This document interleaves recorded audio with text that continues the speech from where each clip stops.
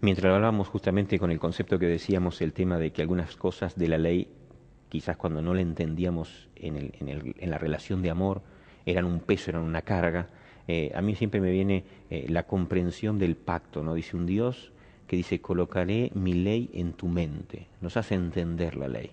Pero no solamente en la relación con Dios va el entendimiento de la ley, sino dice, pondré también, dice, mi ley y la grabaré, dice, en tu corazón, para que la amemos. Ujú.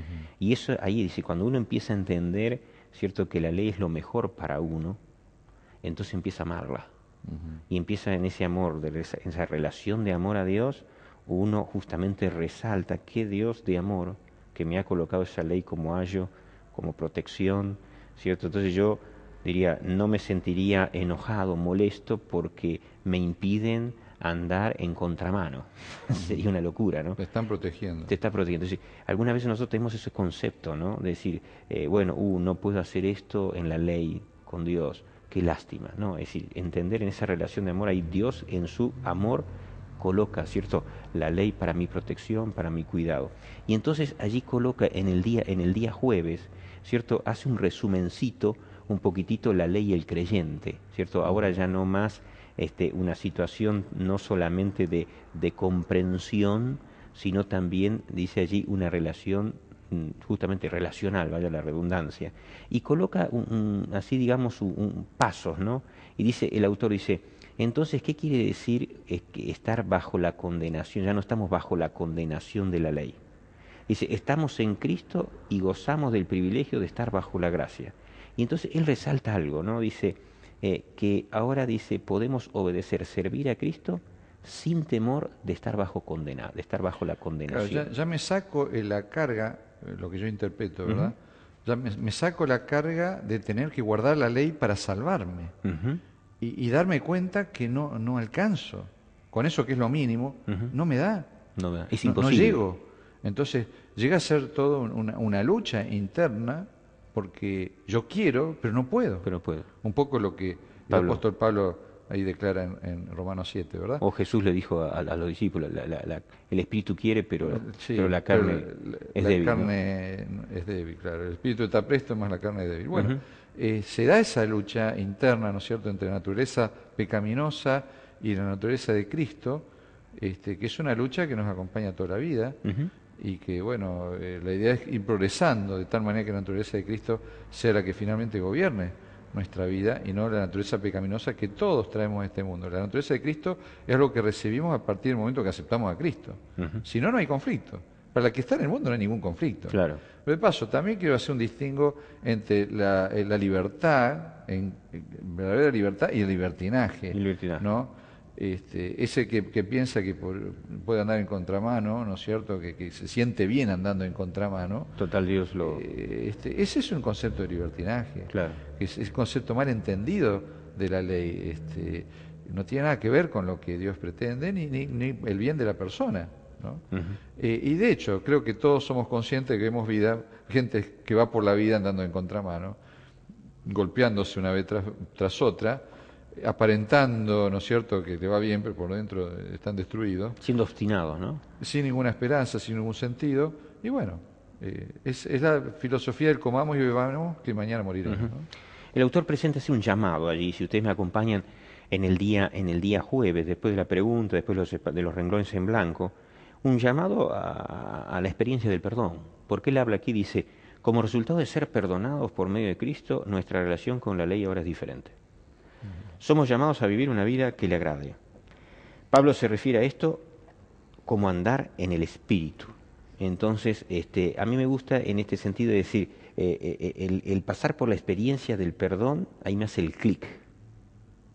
Lo que antes era una carga, ahora es un disfrute. Ujú. Lo que antes era algo imposible, ahora es posible. Lo que antes era, digamos así, el tema de un actuar con miedo, ahora es un tema de actuar no... Confiado, tranquilo. Ujú, Bueno, es el proceso de la santificación, ¿no? Que sigue inmediatamente al momento que yo entiendo que he sido justificado por la sangre de Cristo y que ya soy salvo. ujú, Y de paso, uno encuentra esto frecuentemente, que muchas personas están dispuestas a aceptar a Jesús como Salvador, Él me salva de los pecados, Él me salva de los problemas. E incluso yo veo iglesias, algunos que están con este tipo de evangelio de la prosperidad, ¿no es cierto? Usted acepta a Cristo y va a tener dinero, va a tener salud, va a poder hacer viajes, va a tener negocio, etcétera, etcétera. Que no condice con la realidad, ni de la historia bíblica, donde encontramos la vida de hombres y mujeres que les tocó las buenas y las malas y aún así permanecieron fieles al Señor, ni con la realidad de la actualidad. El secreto justamente de andar por fe es eso, ¿no? Pero entonces, muchos están dispuestos a aceptar ese Señor, el Señor Claro. de la varita mágica que me toca y todo se soluciona. Ahora, el Señor de la santidad ya es otra cosa. El Señor que tiene una soberanía, en mi vida ya es otra cosa. A veces no son tantos los que pretenden. Entonces, muchos están dispuestos a aceptar al Jesús Salvador, pero no al Jesús de la santidad. Y yo creo que cuando uno entiende realmente al Jesús Salvador, no le queda otra que el camino de la santidad. Y no estoy hablando de un concepto de santulón, No. ¿no es cierto?, de aquel que se cree que está por encima del resto, sino de aquel que con alegría de experimentar la vida cristiana busca nuevas metas, busca nuevos desafíos, busca un crecimiento espiritual que es natural en la vida de todo cristiano, porque en la vida del cristiano cuando deja de crecer comienza a morir. En esta síntesis que estamos haciendo, que nos queda poquito tiempo, en ese transitar que vos me decís, ¿cierto? Haceme así una síntesis cortito. Es decir, ahora como cristiano yo recibo el perdón, acepto allí a Cristo, ahora vivo esa vida de santificación y entonces viene ahí el jueguito, promesa ley. Bueno, pero también está la promesa del Espíritu Santo, que te acompaña en este proceso de santidad. Otra vez el centro sigue siendo Dios.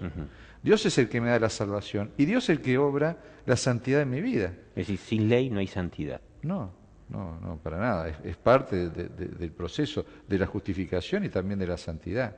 Pero en todo caso, ¿quién escribe en mi corazón la ley? ¿Yo la escribo? No, el Señor la escribe a través de la obra del Espíritu Santo. O sea, no va a estar en una piedra, va a estar en tu corazón. Los judíos tenían la ley en la mano y el pecado en el corazón. Y el Señor dice, yo voy a escribir la ley en tu corazón ahora. Pues es mi tarea. Claro. Y en todo caso yo tengo que ser dispuesto a que el Señor escriba la ley en mi corazón. Así que sin ley no hay santidad porque yo necesito abandonar el pecado, ese pecado que condena la ley. Por el otro lado, entonces surge la promesa, que es lo que podríamos decir, qué juego allí para cerrar toda esta lección. Bueno, la promesa que le hizo el Señor a Abraham, de que es una promesa que Dios hace y no hay algo a cambio. O sea, ¿qué era lo que Abraham tenía que dar a cambio de esa promesa? Nada. Nada. Él dice, hago un pacto contigo y punto. Y listo. Porque yo quiero hacerlo. Y el pacto, él es la figura central, él lo hace, él es el actor principal y único, ¿no es cierto? La Trinidad está involucrada, ¿no es cierto?, en distintos roles, pero siempre teniendo como centro de la salvación y rescatar al ser humano. Simplemente es aceptar ese regalo, ese don que Dios me da. Y por otro lado, aceptar la obra que Él está dispuesto a hacer en mi vida. Es tremendo. Es tremendo. O sea, la oportunidad de que el Señor mismo sea Él que ahora tome posesión de tu vida. Y entonces en mi vida hay un cartel que dice, atendido por nuevo dueño. Claro. Amén. Antes era yo, ahora es el Señor. Amén. Y entonces aparece allí el elemento fe. Ley, promesa, fe. La manera única que podemos alcanzar a hacer, digamos, propias las promesas en nuestra vida, ¿a través de qué? De la fe. Qué lindo, ¿no? 3 elementos que se juegan, digamos, son vitales en nuestra relación de andar. ¿Hacia dónde? Hacia la imagen de Cristo. Bueno, gracias, Jorge. Gracias porque hemos tenido un profesor en teología que nos está acompañando en este repaso de la lección y bueno, que juntos podamos, no solamente entender cada día más, ¿cierto?, la palabra de Dios, entender cada día más las palabras, el mensaje de Pablo a la iglesia de Gálatas, sino justamente poder practicar, ¿cierto? Y bueno, quizás una frasecita final que quieras reducir todo esto que hemos hablado. Bueno, simplemente, digamos, reconocer al Señor como el autor y consumador de nuestra salvación. Y aceptar esa gracia inmerecida que tenemos de parte de Él, simplemente dando lugar para que Él gobierne y conduzca nuestra vida. Creo que es la mejor decisión, la más importante de nuestra vida. Gracias, Jorge, gracias a ustedes y gracias al equipo técnico y nos encontramos, Dios mediante, la próxima semana en un nuevo repaso de la lección de Escuela Sabática.